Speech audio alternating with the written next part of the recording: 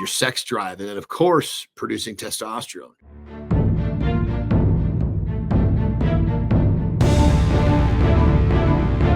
Destroy, crush, get rid of, compress testosterone. So this is going to be a fun conversation, because think of it like this. If you can actually remove a few things and it will actually help you produce more testosterone, why would you not do it?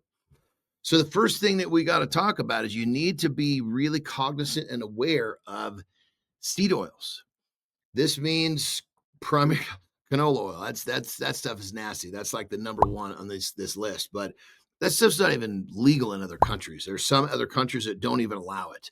That's how detrimental it is to our health, including testosterone. And we got soybean oil. We got vegetable oil. These are all hormone destroyers. Now, just so you understand how bad this stuff is, like the vegetable oil and some seed oils, right? It's basically a liquid, but they can turn it into a solid by adding a nitrogen molecule. So we're talking about just straight, screwy, chemical, sciencey shit that's taking something that's already bad, making it even worse, just so that it'll take a different form. So as you can imagine, our bodies were designed to work off of basically food or nutrient value that was produced by the earth, not chemicals. So that being said, seed oils. Be leery of the seed oils. The next thing is alcohol. I know that's not going to be really popular. It's going to be unpopular, part of this talk, but alcohol is one of those things to where granted, if you drink and you do it sensibly, it's not going to have a huge issue. But if you drink a lot and you drink heavy, it's going to be it lowers your testosterone. There's no other way to put it. It's just the way it is. Now, granted, the argument is, well, have a couple drinks and all of a sudden I feel like I can actually have more of a sex drive. My libido goes up. Well, that's got to do with anything that makes you loosen the mind. So that being said, just remember, it's not helping. Even though you might think it is, it's hurting. It kind of goes back to letting the body exist in the state it was designed, how it was originally made. Alcohol is basically poison. There's no two ways to argue it. It's fact. So your body has to get rid of that poison, almost like the seed oils, different type of poison, so that it can operate the way it was designed. And having sex drive, and having, higher testosterone plays right into that, is all part of how this is supposed to work when we're not poisoning ourselves. Smoking and vaping. Now, this is a doozy because most of I'm a big cigar guy. Well, obviously, vaping is a different story. Now we're talking about straight up chemicals. That it's the delivery system. Granted, these new vapes, they got vapes for nicotine. They got vapes for cannabis. They got vapes for fucking everything, not even for flavors and shit. But it's the delivery system. That stuff is poisonous, not good for you. And then smoking in general is not good for you. Now, granted, my argument to the cigar is that I don't inhale it. But do I get nicotine through my mouth? Absolutely. Is there a little bit of second-hand smoke? Absolutely. And if I was having trouble with, testosterone, I would be eliminating this as well. So smoking in general, especially if you're inhaling and vaping, these things are a doozy. And it's, again, chemical related. So I guess that being said, the cigar, there's no chemicals. It's just a straight up piece of tobacco. But the bottom line is, and you see the trend here, all of this has been chemical based in terms of what's screwing your system up, a testosterone killer. Now, the next one, we can all use some work on this, is chronic stress. Think of it like this. When you're constantly stressed out, it's your body's basically putting you into a fight or flight mode.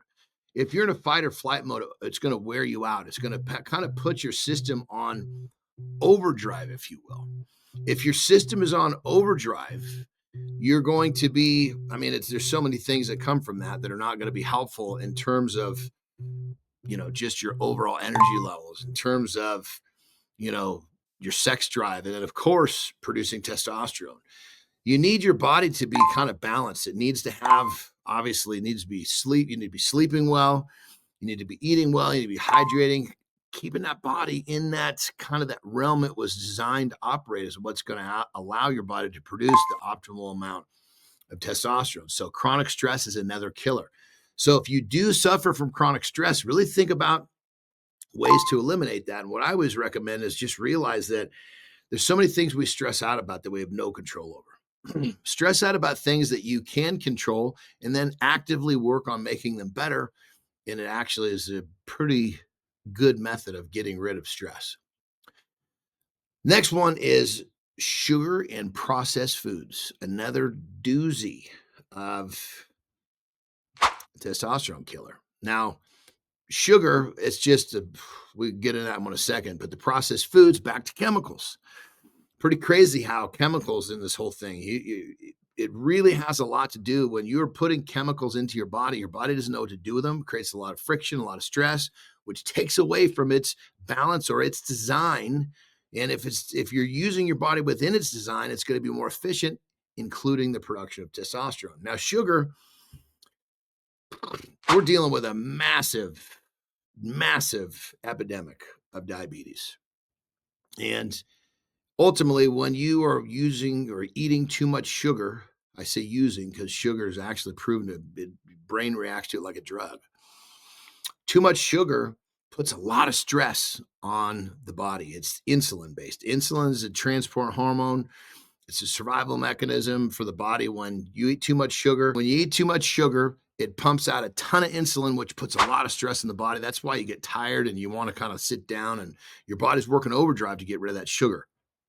So again, sugar, processed foods, another killer. But if you look at what we talked about up to this point, the majority of this has to do with putting chemicals into the body that are basically that the body wasn't designed to deal with. So the next one is being indoors too much. This is actually kind of an interesting one because so many people don't spend much time outside. And being in the sun, fresh air, this is how, again, we weren't designed to be indoors all the time. We weren't designed to be sitting still all the time. And when we're doing this, we're taking the body out of its design. So, well, how do you combat this? If you have a place of work that's indoors, every time you get a break, go outside. Spend that break outside in the sun, the fresh air. Do it for break, lunch, break. Most of you guys have 3 breaks during work. We'll use those. Fresh air. You can even go for a quick walk, which will really supercharge this whole thing because, again, blood flow is a big part of the body was designed for blood flow. Being too dormant, that's something that we're going to talk about in a minute.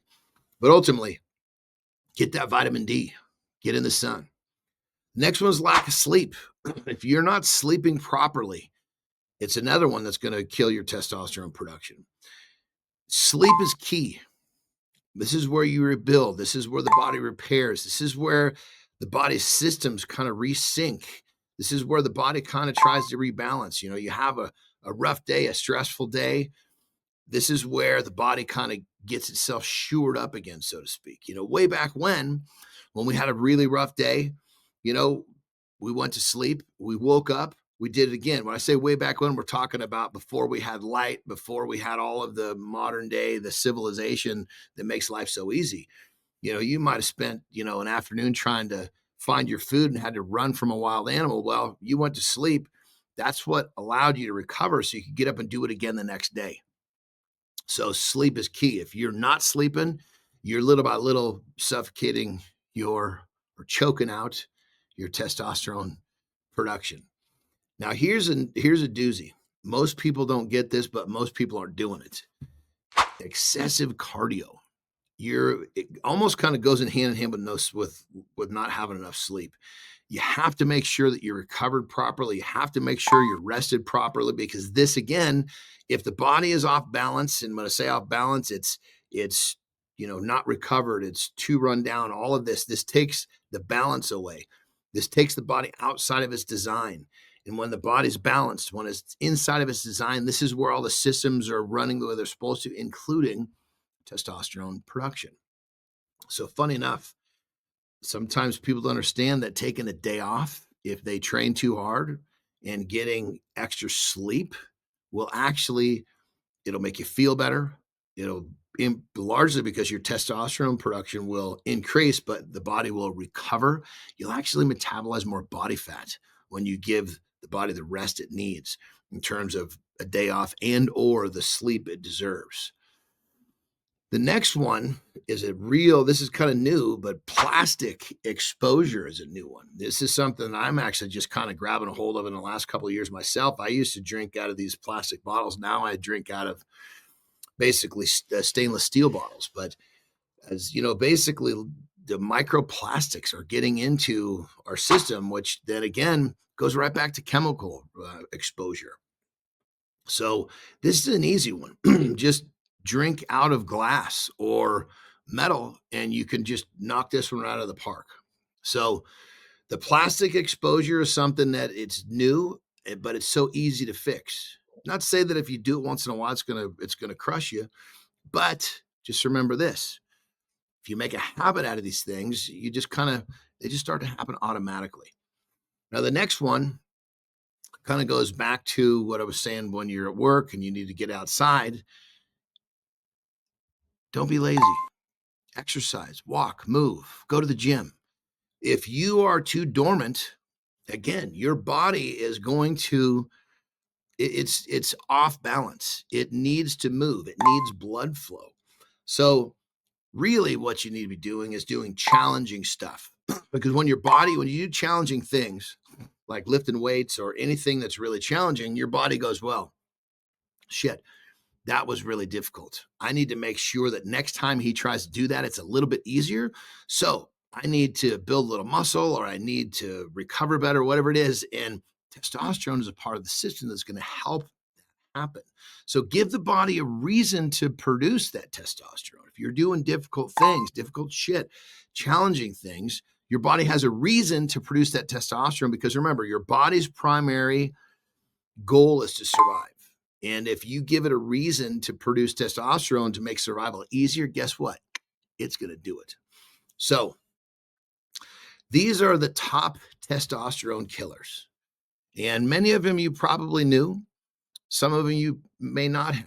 But the bottom line is this: none of it is that difficult to change. We just have to be aware. Awareness is the first step. Once we're aware, then we can take the next step. What's the next step? Just create some rhythms and patterns in your life that will keep some of this stuff from happening. Make sure that you're going for your walks outside at work. Make sure that you're trying to eat well. Make sure you're trying to sleep well, have a set bedtime. These are things that are all very simple and very straightforward, with just a little bit of a tweak and a realignment of how you live your daily life. And you'll be very, very happy with the results, because you will have eliminated the things that are crushing the production of your testosterone.